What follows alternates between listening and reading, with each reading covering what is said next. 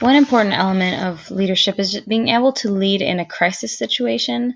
And there are different kinds of crises you could go through, but you will probably at least once in your life have to deal with some form of crisis, and more than likely you'll have to do it more than once.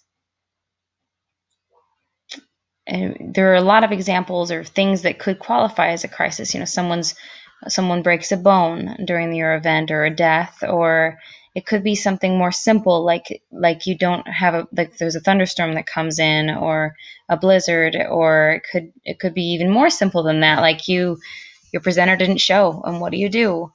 There are lots of different kinds and levels of crises you could face, and it's important, regardless of the type or the level or the difficulty of the situation, to be prepared, to know what to do when a crisis happens. And we're going to be referring more to large crises, like an active shooter or a natural disaster, something like that. But you could apply this to any level of crisis. But regardless of what the level might be, you need to have a plan. And most organizations don't, because you just kind of wait for a disaster to happen and then the plan is created. The problem is that then you might not ever have that crisis again. It's better instead to have a plan beforehand, because when you need it, there's no time to make a plan, because a crisis is sudden, and you have to be able to do things on the spot in a crisis. So as the leader, then, it is your job to create a strategic crisis plan. What's going to be done? So you need to consider the community, events that might lead to a crisis in the future. You can just kind of look at what's probable, or what kind of safety hazards are presented by an event. Your plan should protect both the participants and the staff, and it needs to be a group effort. You can't just be the only person looking for a crisis or being able to look for safety hazards that might cause a crisis.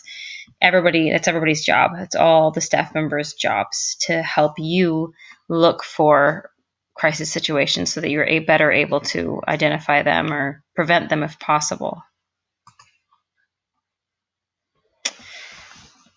So the impact of a crisis is a lot of times what causes the most damage is the psychological problems, or the publicity that comes from it. It might be a very minor crisis, but it is exploded through social media, for example.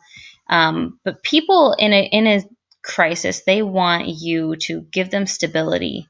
They look to a leader to make them feel more comfortable. So if there is some sort of a disaster or crisis of some kind, they will look to you to tell them what to do without saying that.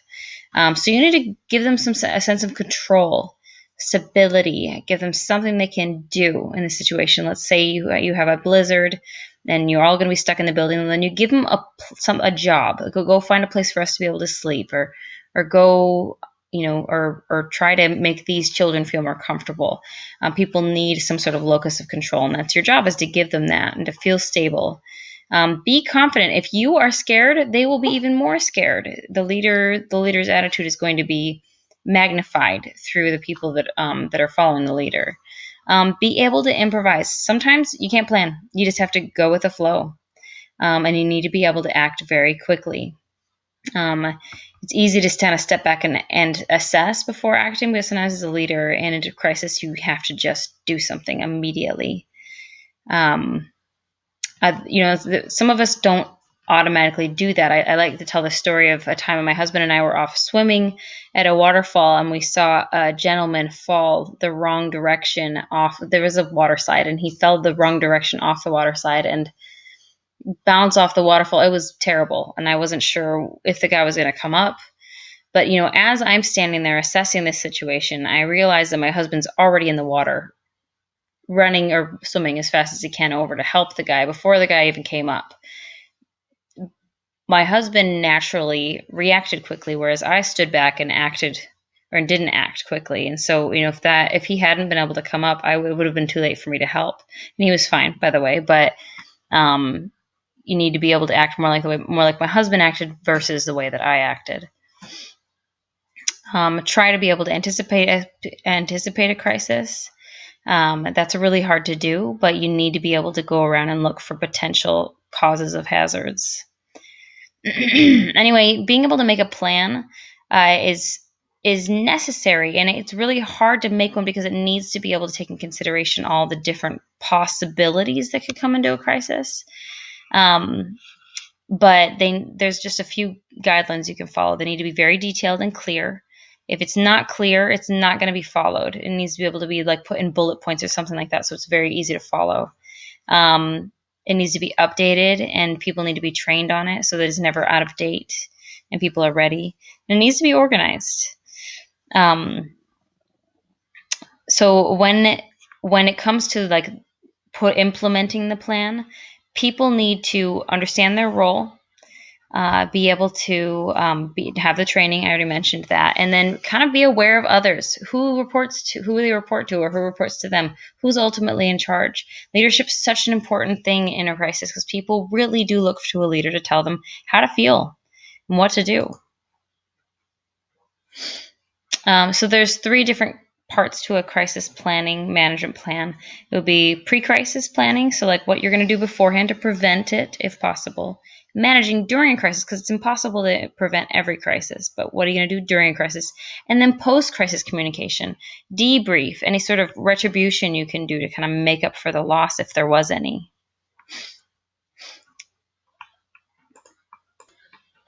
All right, in pre-crisis planning, this is going around and doing a risk assessment on your building, on your activity, being able to figure out who's going to be a leader if there is a crisis.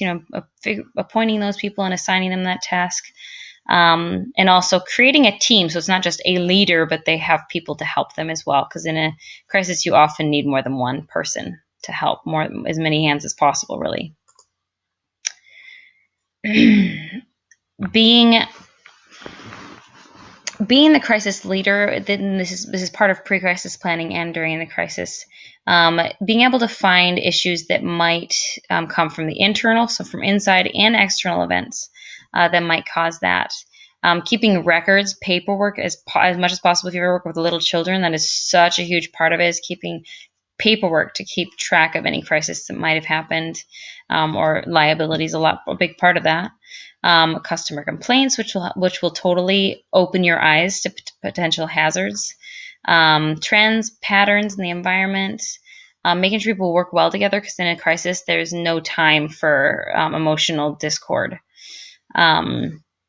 So during your event or during your crisis, the crisis response team plays a really important role. They need to be very well trained, easy, comfortable, acting quickly and doing what needs to be done.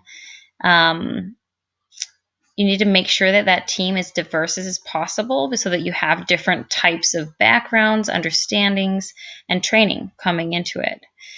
They also need to be able to be calm and self-confident, dependable, assertive if needed. Sometimes in a crisis, you need to be able to just tell people what needs to be done and not just be too soft about it. And then you need to make sure that training programs are in place so that they're going through, so that people are prepared. You don't have time to train when the crisis comes. Take for example this picture here. When you're trying to assess risk, like, you might not see them in the rain. This hole in the road is completely invisible, and so you need to consider every situation. Like, if it rained, what would happen? If it's sunny, what will happen? If there's a crowd of people, will this thing even be visible? Take all those kinds of things into consideration so that you can really assess your risk. So we're doing a risk assessment. You need to categorize them: ones that are going to be very dangerous versus ones that aren't going to cause much of an issue, emotional trauma potentials. What are you going to do? Are you going to be able to minimize it at all? Do what you can to minimize it. Some of them might not be cost effective. Like, there's a step that's maybe a little high. You can just put some red tape on it instead of changing the step, which would be very expensive. Take all that kind of stuff into consideration with the risk assessment. Make sure you're communicating with people. Be honest. What happened? How did it happen? And what are you going to do to address it? People will be more likely to come back to your company if you're honest with them about what happened. I like to give the example of JetBlue, where they were one of the only airlines to compensate people, and so people always went back to them. That's how you get good followees.